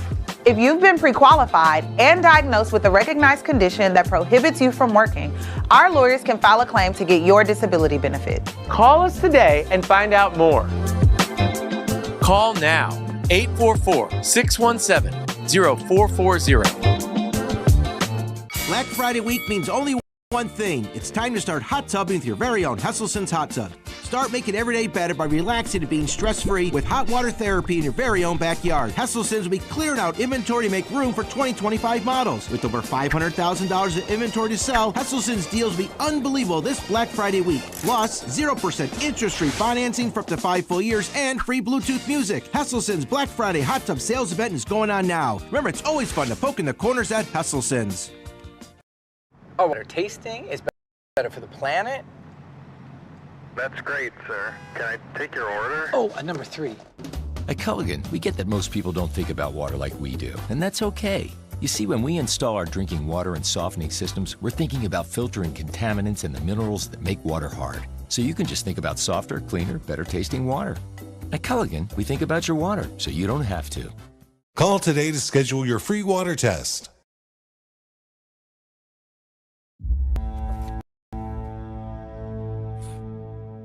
Heather and I had an argument just like any other couple. I was lost and lonely. I had snapped. I had a gun and I was going to take my own life. Heather helped me realize that there was still life to live. For the better of myself, my family, my weapon is now safely put away. My son, Ricky, took his life by the use of a firearm. It broke me in ways that I never knew that I could be broken. And I contemplated suicide. Afterwards, we found out his girlfriend, she was pregnant. If that was my grandson, I was gonna have to be here for him. I still own my firearm. I keep it in a safe because I want to keep my grandson and myself safe. A moment of crisis can happen to anyone. Store your gun securely, locked, unloaded, and away from ammo.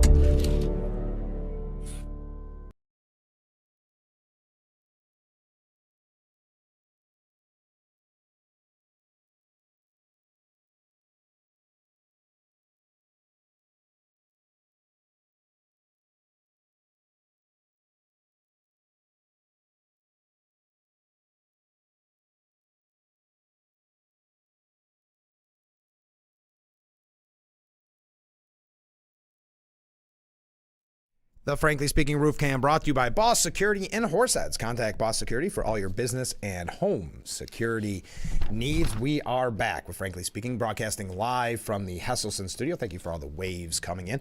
We are running a little bit late, as you can imagine. But CNN anchor Abby Phillip said Democrats have bigger problems than just wokeness, suggesting that they have catered to the elite class for far too long. Phillip issued her diagnosis of the Democrat Party's issues when speaking at the Institute of Politics for the Harvard Kennedy School of Business last week, saying, quote, Democrats are in a place now where they have to break out of it. And I think it is a real problem. It's not as simple as wokeness or whatever. It's about people who are being incentivized to think about issues in a particular way. She said that Democrats could fall victim to groupthink if they become too circular in their lines of communication. I've observed that elites increasingly talk only to each other and come to believe that because there is a consensus among them, that the consensus is shared broadly. And there are not enough voices that are confident enough to disagree and to present alternatives. And as we as a society need to find better ways to uplift divergent voices, otherwise we will be victims of groupthink. And we've talked about this in the past as well, this idea of everyone on the left being in a bubble, right?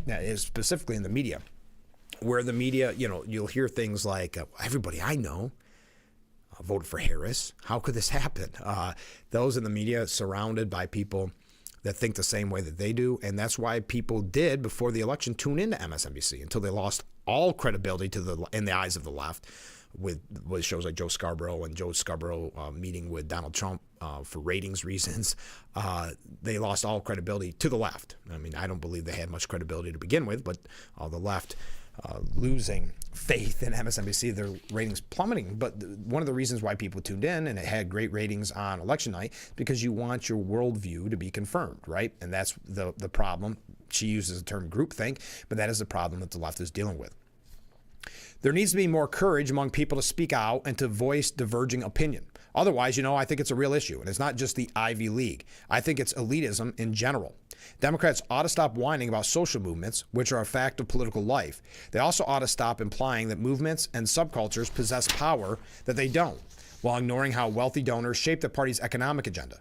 The reality is political leaders and parties will always have to manage unruly coalitions and stake out positions that are in dialogue with but distinct from interest groups. Mark Halperin said that never-Trumpers and the liberal media are stuck in a blue bubble, very similar to what Ms. Phillips was saying there. I really pleaded with everyone I knew who was a never-Trumper, someone with Trump derangement syndrome or super opposed to Donald Trump, he said. I said he's going to get 47% of the vote, and he might get 50%. But the difference between 47 and 50 is, several million Americans. You have to respect the fact that tens of millions of people are going to vote for him. And you have to be prepared for that. And some people listened to me, but most of them didn't. There's something about Donald Trump that sets them off. Now, he brings a lot of it on himself through his behavior, through his rhetoric, through his conduct.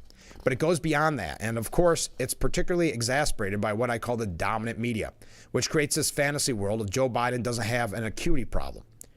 Kamala Harris should be given the nomination without any question. The open border is not an issue that people really care about. All these things. The prosecution of Donald Trump, the attempts to keep him off the ballot, the attempts to keep Bobby Kennedy off the ballot, all of these things. The failure of the president and the vice president to express outrage at the murder of American citizens by people in this country illegally. All these things add up to a blue bubble that they just can't see. The journalist added that when he asks a Trump supporter why leftists do not like Trump, the person easily explains the reasons. However, Halperin said when asked leftists why people like Trump, they're paralyzed. They can't answer the question. Interesting point there. Never had really done that, but why? Maybe that's a little bit of this soul-searching process. If Democrats would say, why is it that people overwhelmingly supported Donald Trump? But again, it's a lot of the blame game right now. Adam Schiff says the entire Democrat Party bears the blame for Harris's loss, quote, myself included. He was on Meet the Press. Asked now what Democrats got wrong, Schiff replied, I think Joe Biden's decision to step aside and pass the torch is the right decision. It gives us a chance to win, not a guarantee. I thought she would win. I thought she would win in all the battleground states. But Schiff said President-elect Donald Trump's victory boiled down to an anti-incumbent wave in the U.S. that took us out both progressives and conservatives, and our party became associated with the status quo. There was too much to overcome. I think the principal issue is the economy. And over years and decades, it has gotten more and more difficult for people working full-time to make a living. And until we resolve that challenge to the economy, we may find the presidency is easier to get than it is to keep. Welker pressed further, asking Schiff whether he agreed with Nancy Pelosi, who blamed Biden for costing the party the election. I mean, talk about slimy politics at its worst. Schiff deflected, arguing instead that Democrats have to make a new case to the American public who no longer feel the party represents their interests. Senator-elect, do you believe that President Biden bears some responsibility for staying in too long? He was asked, and Adam Schiff said, look, I think the entire Democrat Party bears a responsibility, myself included. And the former president, they mounted an effective campaign. You have to give them credit for that. The challenge we have is we need to put forward a bold vision of how we're going to move the economy forward, make the economy work for every American. To me, the existential question is if you, working hard in America, can you still earn a good living? And too many people doubt that that's a possibility. Democrats have spent the days following Trump's resounding victory, casting blame at different factions of the party for Harris's stunning loss. And now you're hearing, and we talked about it at the end of last week, this idea that, he doesn't have a mandate.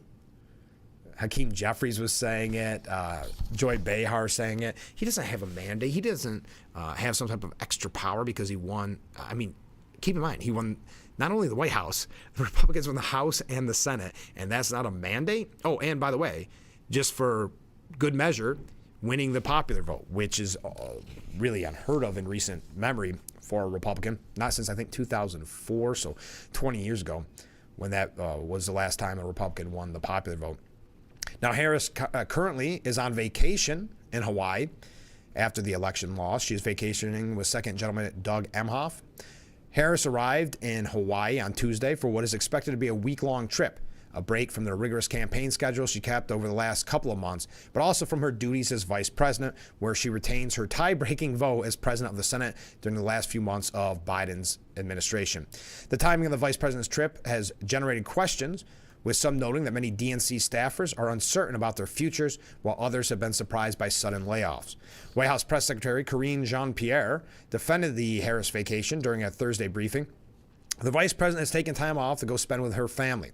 I don't think there's anything wrong with that. I think she deserves some time to be with her family and to have some downtime.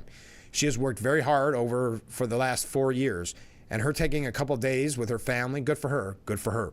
Harris is expected to play a critical role in helping Biden push through several judges as Democrats race against the clock to top that 234 that was confirmed during Trump's first term.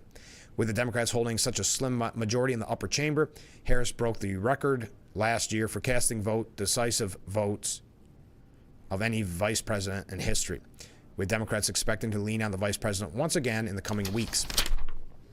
There is something they want to clear the decks on. She will definitely be available for any tie votes. It is a big focus. So there you are. Now, Blinken, Oh, man, we're running late. Let me take a break. And when we come back, we'll cover a little bit more of this. We got so much more to cover. Stay with us. This is Frankly Speaking here on WYDC TV. Big Fox will be right back.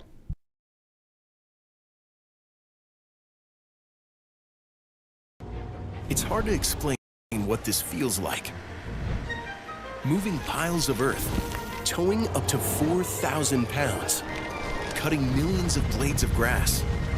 We could keep trying to put it into words, but nothing compares to experiencing it for yourself. You just have to get in the seat.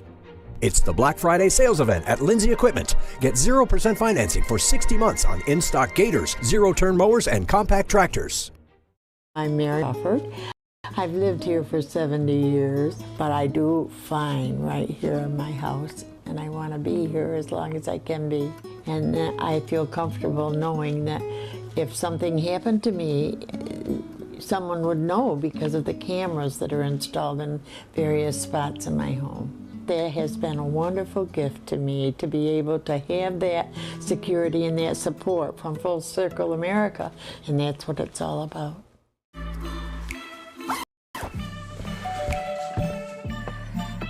Yo, camping buddy. Okay, you guys ready? Dude, I thought you were driving. I thought you were driving. Oh, I never said I was driving. I definitely can't drive.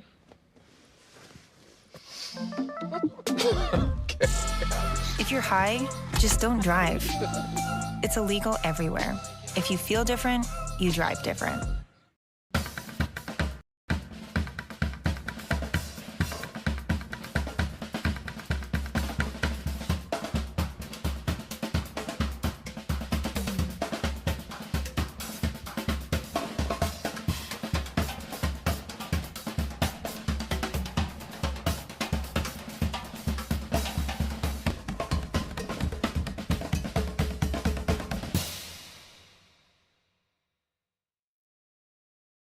The Big Fox website is here now. WYDCTV.com. Local and national news that keeps you informed and involved. WYDCTV.com. Today's weather, up to date and in your town. WYDCTV.com. Sports news, local events, and health stories that affect you. WYDCTV.com. The Big Fox website. Your news here now. WYDCTV.com.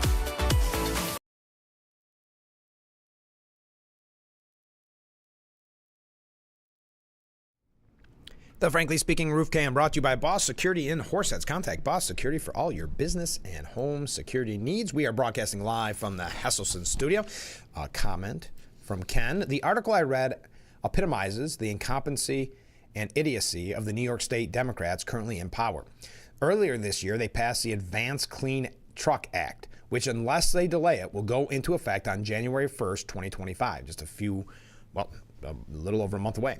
This act requires that dealerships selling heavy trucks must sell at least one electric truck for every 13 diesel trucks. And you can't go so, and keep in mind that even after incentives, an electric truck costs about $110,000 more than a diesel truck. And it can't go as far on a charge as on a diesel fill-up. And New York State has installed 0 heavy truck charging stations. Dealers are saying that it will bankrupt their dealership because people will simply purchase trucks in another state. New York State geniuses hard at work. Yes, it's kind of back to that point of virtue signaling is what it really is. It's saying, look, we're trying to do something. We're doing something and not thinking about the consequences, the unintended consequences. Blinken, Representative Darrell Issa, took aim at the Secretary of State, Antony Blinken, after it was reported, have you heard about this, that the State Department held therapy sessions for employees who were upset by President-elect Trump's election victory. Quote, I'm concerned that the department is catering to federal employees who are personally devastated by the normal functioning of American democracy through the provision of government-funded mental health counseling because Kamala Harris was not elected president of the United States, the letter says. The letter comes after a Free Beacon report earlier this month that detailed 2 alleged therapy sessions that were held at the State Department after Trump's victory, with sources telling the outlet that one such instance amounted to an information cry session. In another instance, an email went out to agency employees and touted a separate, insightful webinar where we delve into the effective stress management techniques to help you navigate these challenging times after Trump's victory. Change is a constant in our lives, but it often brings about stress and uncertainty, the email said. Join us for an insightful webinar where we delve into effective stress management techniques to help you navigate these challenging times. This session will provide tips and practical strategies for managing stress and maintaining your well-being. In his letter to Blinken, Darrell Issa argued that the reported sessions were disturbing and that a nonpartisan government official should not be suffering a personal meltdown over the result of a free and fair election. While the Republican lawmaker acknowledged that the mental health of the agency's employees was important, he questioned the use of taxpayer dollars to counsel those upset about the election, demanding answers on how many sessions have been conducted and how many more were planned and how much the sessions are costing the department. Yes, the State Department hosting in-house therapy for those affected by the election of Donald J. Trump. Now, Trump, no matter what the media is telling you, if you look at the polls, Trump is actually getting high marks for his transition and who he is selecting. I know the media is in a tizzy, not liking his chosen cabinet members, but most Americans approve of Donald Trump's handling of his administration's transition back into the White House and are bullish about the next 4 years. A sizable 59% of Americans support his move so far as he angles to stack up his next administration with, quote, disruptors, while 41% disapprove. That's a pretty impressive number. 59% approving of the decisions he's making thus far. Trump rounded out his cabinet selections last week, though he will still need to navigate the Senate confirmation process to officially get them on his team. Some are saying that it might be a tough go with Robert F. Kennedy Jr., and with Pete Hegseth. But Health and Human Services Secretary designate Robert F. Kennedy Jr. drew the most positive reaction from poll respondents, with 47% ranking him as a good pick compared to 34% saying he was not good. Very interesting that Robert F. Kennedy Jr. Well, and I said this was very anecdotal, but I thought it was very interesting when people reached out to me saying that what finally put them over the edge to vote for Trump, even though they weren't necessarily a Trump fan, was the fact that he had people around him like Robert F. Kennedy, like Elon Musk, like Tulsi Gabbard. So that's interesting that Robert F. Kennedy drew the most positive reaction from poll respondents, with 47% ranking him as a good pick. Secretary of State designate Marco Rubio garnered 44% good to 25% not good. Director of National Intelligence designate Tulsi Gabbard scored 36 to 27, and Defense Secretary nominee Pete Hegseth notched 33 to 28. The least favorable of the cabinet picks was former Representative Matt Gaetz. He nabbed a 30% good, a 38% not good rating. Many of Trump's picks have come under fire in the media since being announced. Kennedy's past skepticism of vaccine safety standards has drawn blowback from health experts, and Gabbard's meeting with Syrian leader Bashar al-Assad in 2017 has sparked concern from the intelligence community. Additionally, Hegseth has faced resurfaced sexual assault allegations that he has denied, but those various controversies appear to have been limited the effect on public opinion. Trump has openly floated the possibility of trying to bypass the at times cumbersome Senate confirmation process. But 76% of respondents want confirmation hearings for his picks.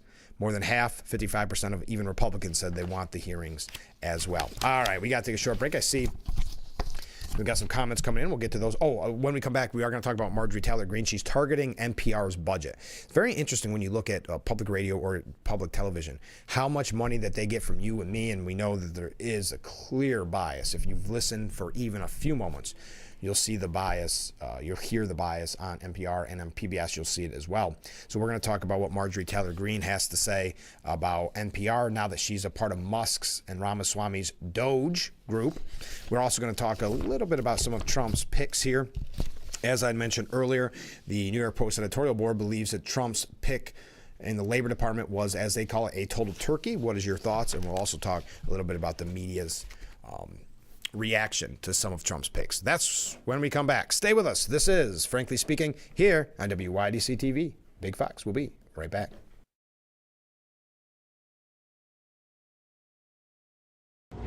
It's hard to explain what this feels like.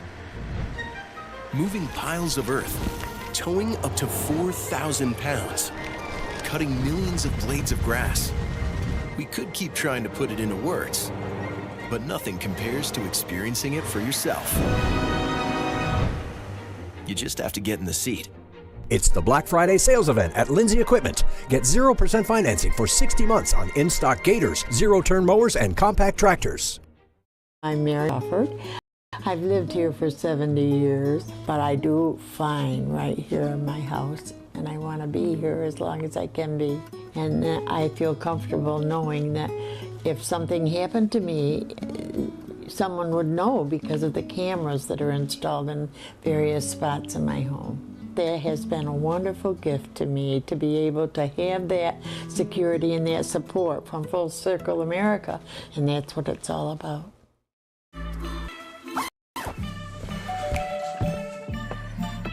Yo, camping buddy. Okay, you guys ready? Dude, I thought you were driving. I thought you were driving. Oh, I never said I was driving. I definitely can't drive.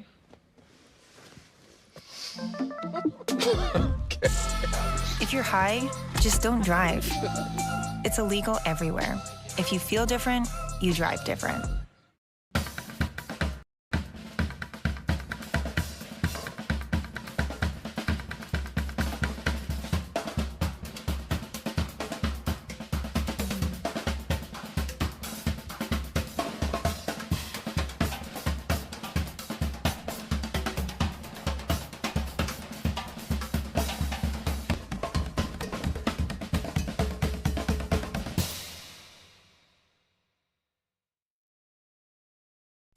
Fox website is here now. WYDCTV.com. Local and national news that keeps you informed and involved. WYDCTV.com. Today's weather up to date and in your town. WYDCTV.com. Sports news, local events, and health stories that affect you. WYDCTV.com. The Big Fox website. Your news here now. WYDCTV.com.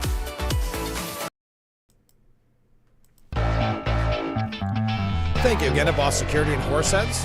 Contact them for all your business and home security needs. Welcome back to Frankly Speaking as we broadcast live from the Heselson studio. Comment from a viewer. Get the list of whoever attended the State Department therapy sessions. This is a good starting point of who definitely needs to find a new job and be removed. Sometimes they just can't see past the end of their nose. Yeah, they made it a little bit easier on Musk and Ramaswamy in with Doge to look at some of the people that may not be considered essential employees. Now, Marjorie Taylor Greene is targeting the NPR's budget, speaking of Doge.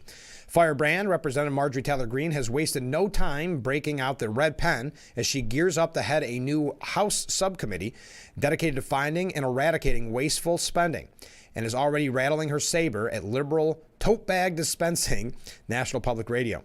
Kentucky Republican James Comer, who was tasked with setting up the new Department of Government Efficiency, the brainchild of Trump appointees Elon Musk and Vivek Ramaswamy, tapped Greene to lead a House panel to fuel the effort. Speaking on Fox News' Sunday Morning Futures, she talked about her impending new role. Greene said Doge will be combating federal coffers for budgetary inefficiencies across the board. We'll be looking at everything from government-funded media programs like NPR that spread nothing but Democrat propaganda.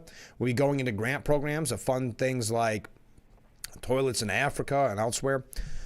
This was on, she was talking to Maria Bartiromo. All kinds of programs that don't help the American people. I want to talk to the people of the Pentagon and ask ask them why they can't find billions of dollars every single year and why they fail their audit. I'd like to have them come over before our committee and explain why they deserve federal dollars if they're going to harbor illegal criminal aliens in their states and the cities. We don't care about people's feelings. We're going to be searching for the facts, and we're going to be verifying if this is worth spending the American people's hard-earned tax dollars on. Now, Donald Trump, boy, he had a slew of people he picked over the weekend. My email was just constant.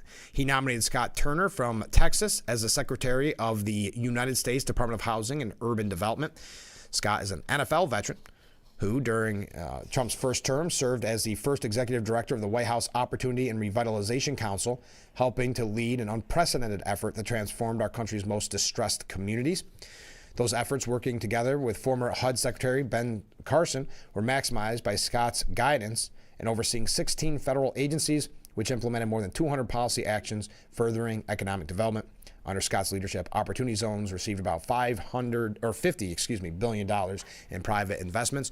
He also nominated Marty McCary to the FDA commissioner. FDA has lost the trust of Americans, said Donald Trump, and has lost sight of its primary goal as a regulator. The agency needs Dr. Marty McCary, a highly respected Johns Hopkins surgical oncologist and health policy expert, to course correct and refocus the agency. Also, he nominated former Congressman Dr. Dave Weldon for director of the Center for Disease Control and Prevention. He announced that Alex Wong will be appointed assistant to the president and principal deputy national security advisor, and Dr. Sebastian Gorka as deputy assistant to the president and senior director to counterterrorism. Yes, Sebastian Gorka was very prominent in Trump's last go-around as president back in 2016. And he also announced that Dr. Janet Niswat will be nation's doctor and the United States Surgeon General. Dr. Niswat is a double board certified medical doctor with an unwavering commitment to serving and treating thousands of American lives, said the president-elect. And also adding that he nominated Congresswoman Lori Chavez DeRemer from the great state of Oregon as United States Secretary of Labor. We're going to talk about her in just a moment. And nominated Russell Thurlow Vogt from the great state of Virginia as the director of the United States Office of Management and Budget, or OMB. And finally, I think this is our last one, Donald Trump releasing a statement that he nominated Scott Bessent to serve as the 79th Secretary of the Treasury of the United States. He is widely respected as one of the world's foremost international investors and geopolitical and economic strategists. Scott's story, according to Donald J. Trump, is that of the American dream. Now, I'd mentioned earlier in the program that the New York Post believes that Representative Lori Chavez DeRemer is, quote, a total turkey to run his labor department.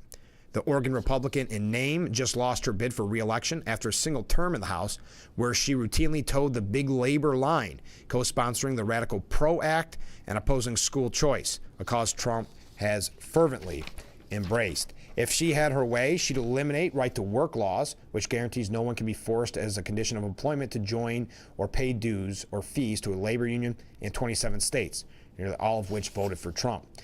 That's why she was pushed by Teamster President Sean O'Brien, who spoke at the GOP convention and whose union went no endorsement in the president's race, and why she has the enthusiastic support of Randy Weingarten and her fellow teacher union bosses who went all out seeking Trump's defeat.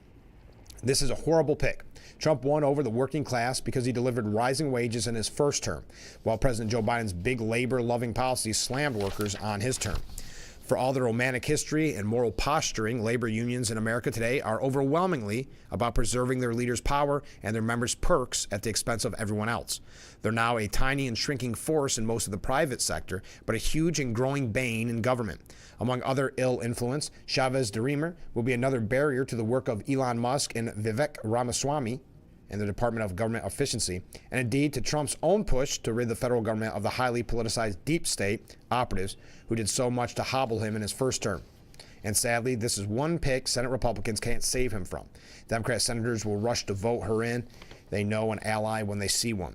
We get that Trump is determined to not be a captive of old school GOP orthodoxy and wants to symbolize his affection for working Americans. But he also clearly prizes loyalty, and Lori Chavez DeRemer's loyalties clearly reside with the president-elect's enemies.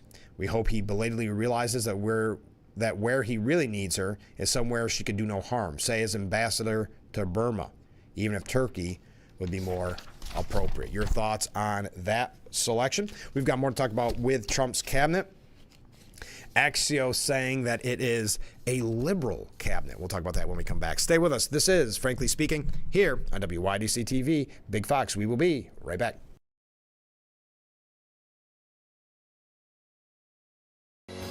Lease a brand new 2025 Chevy Equinox 1LT all-wheel drive with GM Lease Loyalty or Conquest Bonus for only $349 a month for 36 months. Make car buying simple. Drive your deal at Simmons Rockwell Chevrolet in Bath. Every day, thousands of kids start vaping. And I can't let this happen to my kid. Of course, it's awkward to talk to kids about the dangers of vaping. Hey, bestie, how sketch is vaping? It's hard to get their attention. Ready? Go. Yes. Look at that. You even turn yours over. So if you want to talk to your kids about the dangers of vaping, you got to get it trending.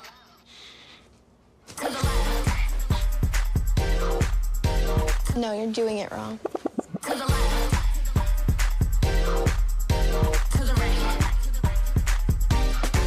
Let's go.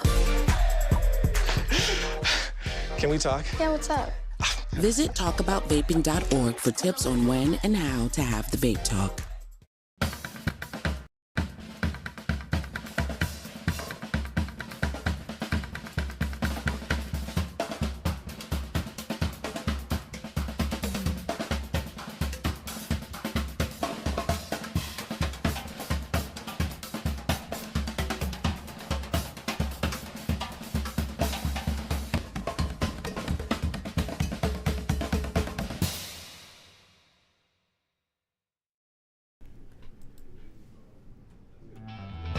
The Frankly Speaking Roof Cam brought to you by Boss Security in Horseheads. Contact Boss Security for all your business and home security needs. Welcome back to Frankly Speaking as we broadcast live from the Hesselson's studio.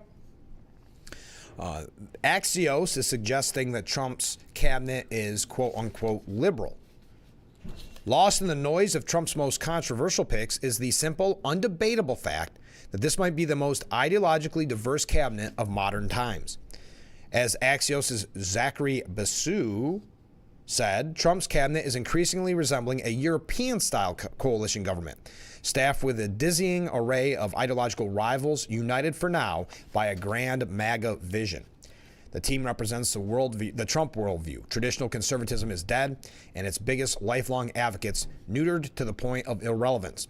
A Trump transition source told Axios most of the picks are a version of Trump in their thinking and approach. They're fearless disruptors who can walk into these buildings, and I know they have a mandate for reform and change. Trump's earlier hostile takeover of the Republican establishment is now morphing into a fast-forward hostile takeover of the federal bureaucracy. Trump insiders tell us that they're confident RFK will get confirmed, possibly with the help of at least one Democrat senator. In just under a decade, Trump, once a donor to Democrats, has transformed the GOP of George W. Bush, John McCain, and Mitt Romney into a populist party with radically different views on trade, immigration, and spending. In policy, tone, and personnel, this is the MAGA party, not a GOP that any of the party's past legends would recognize. Quote, the GOP establishment is now Trump's team of populists. A behind-the-scenes Republican power broker told us the old Bush establishment are the outsiders. And a phenomenon was apparently made clear when Scott Besnett, bringing his deep knowledge of bond and currency markets and a close relationship with Trump, as well as a surprising connection to hedge fund manager, yes, this has got a lot of people concerned, George Soros, a mega donor to liberal causes, and boogeyman to the political right. But we're not going to go through each pick that Trump has made. But Donald Trump Jr. is helping his father pick the most controversial cabinet of modern times, says Reuters. So the most liberal, now we hear the most controversial. Don Jr. has emerged as the most influential Trump family member in the transition as the president-elect builds the most controversial cabinet in modern U.S. history, according to a half dozen sources with knowledge of his role, elevating inexperienced loyalists over more qualified candidates for top positions in his administration. Trump, who fiercely prizes loyalty, has long relied on family members for political advice, but which relative has his ear is known to vary. This time is Don Jr., who has helped cabinet contenders sink or rise to the forefront, from championing J.D. Vance. He was the one that picked J.D. Vance, which was ultimately a very good move. I think Donald Trump made the right decision there. I think many of us at first, not overly familiar with him, wondering, we all had someone that we kind of liked in that position. But J.D. Vance ultimately, I think, doing great work for the Trump campaign, giving those amazing rallies where he would take so many questions from the press. But that was Don Jr.'s pick, even saying after the debate something like, see, I told you so, something to that extent. The New York Times is saying behind Schumer's silence on Trump's picks, a bid to spotlight GOP divides. The Senate Majority Leader is staying out of Republican turmoil over the more contentious picks for strategic reasons. Senator Chuck Schumer, the New York Democrat and majority leader for a few more weeks, is not known for keeping his thoughts to himself, but he has been uncharacteristically restrained about offering up his view on even the most eyebrow-raising potential Trump administration nominees. We're going to wait and see what happens in each of these instances before commenting, Schumer said. Passing up a television camera-ready opportunity he would normally grab to slip a knife into the president-elect's cabinet picks, he is keeping quiet for a reason. It's not because he does not have an opinion on President-elect Donald Trump's administration in the making, with some Republicans raising their own profound concerns about Trump's ethically and legally challenged choices, such as Matt Gaetz and Pete Hegseth. Why get in the way of the intra-party hand-wringing is what the thought is coming from Schumer. Oh, but we got to take a break. Mr. Schumer does not want Republicans to be able to paint him as the face of the opposition, a prospect that would help rally the GOP around Trump's choices. His colleagues endorse it as the right move. I think this is a moment for Republicans to debate among themselves, said Chris Van Hollen. Why get in the middle of a food fight? All right. We've got a couple other comments. Oh, look at these waves coming in right at the end. All right, we got to take a short break, and then we're going to wrap up today's edition of Frankly Speaking here on WYDC TV, Big Fox. So stay with us. We'll be right back.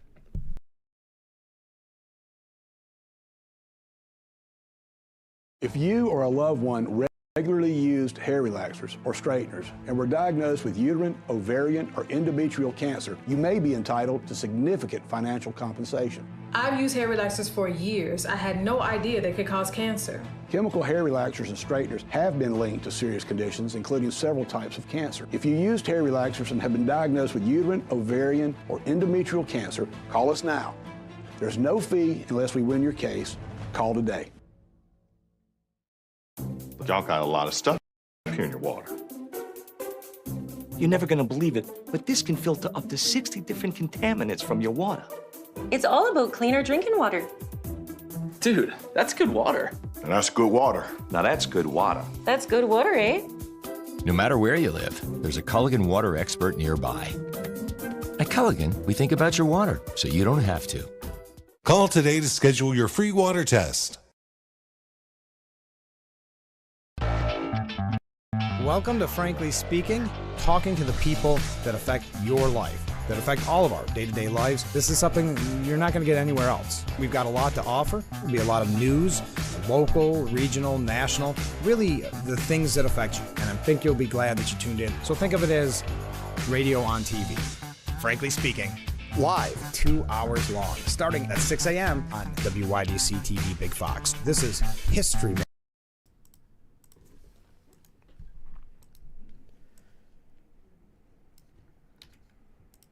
And we are back. Thank you again to Boss Security and Horses for bringing us the roof cam.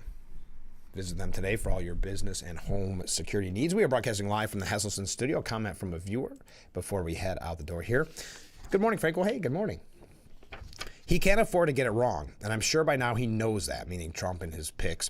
His picks have to be spot on, no mistakes. Fair, but no mistakes. They didn't play fair, and we know how well that worked out. Yes, back in 2016, a lot of criticism of who he ultimately picked, so we're seeing perhaps a different tact, and I think it is good to have the idea of loyalty, even though the media presents it as such a negative. Tammy Duckworth, a Democrat from Illinois, said on State of the Union on CNN that Tulsi Gabbard has been compromised, in her opinion. Well, I think she's compromised. I think by going to Syria and basically backing, a brutal dictator there. I mean, Russian-controlled media called her a Russian asset. So I do think that we have a real deep concern whether or not she's a compromised person. The U.S. intelligence community has identified her as having troubling relationships with American foes. So my worry is that she couldn't pass a background check. So she has no intelligence background whatsoever. When she was in Iraq, she was a medical records clerk, A4, below the rank of sergeant.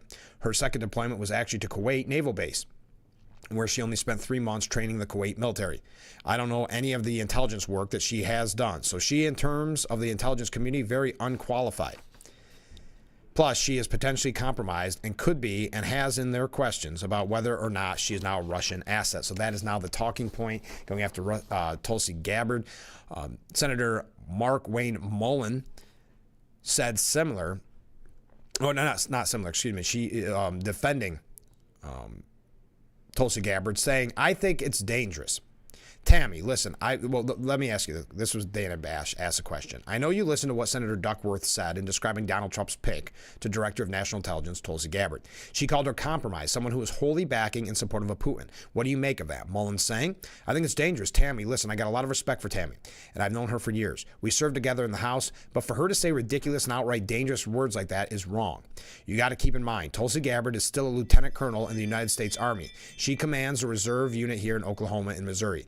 If she was compromised, if she wasn't able to pass a background check, if she wasn't able to do her job, still she wouldn't be in the Army. So Tammy is absolutely dead wrong on this, and she should react to those words. This is the most dangerous thing she could say, that a United States lieutenant colonel in the United States Army is compromised and is an asset of Russia.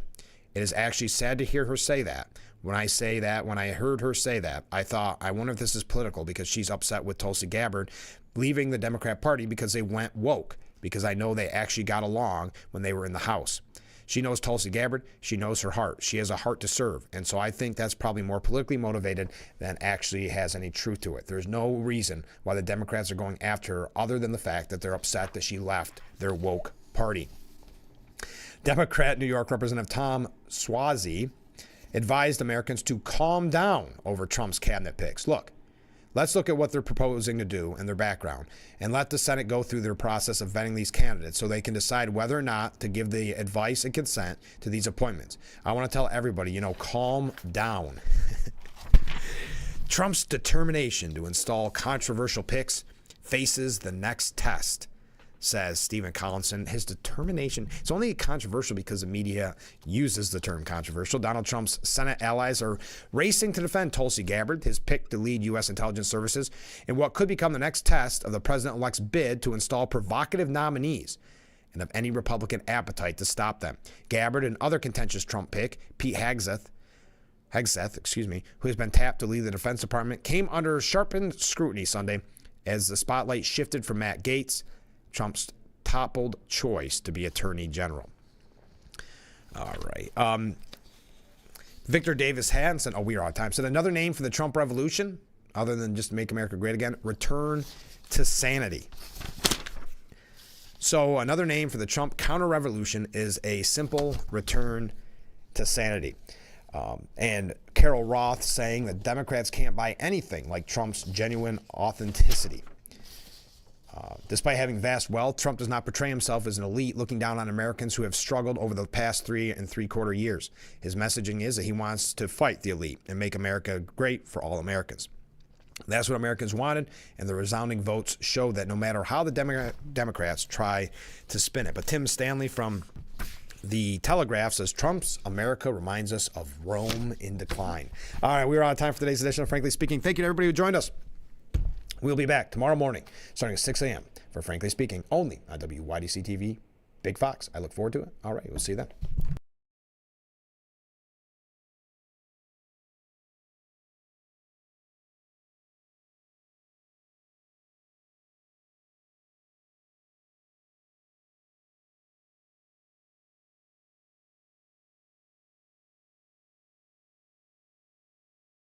This holiday season, experience the magic of Crystal City Christmas in downtown Corning, New York. Kick things off Saturday, November 30th. Shop local during Small Business Saturday. Then catch the dazzling Parade of Lights at 7:30 p.m. Join us the following Saturday, December 7th, for the 50th Annual Sparkle from 5 to 9 p.m. It's the event you don't want to miss. For a full list of events and promotions, visit GafferDistrict.com and follow us on social media @GafferDistrict.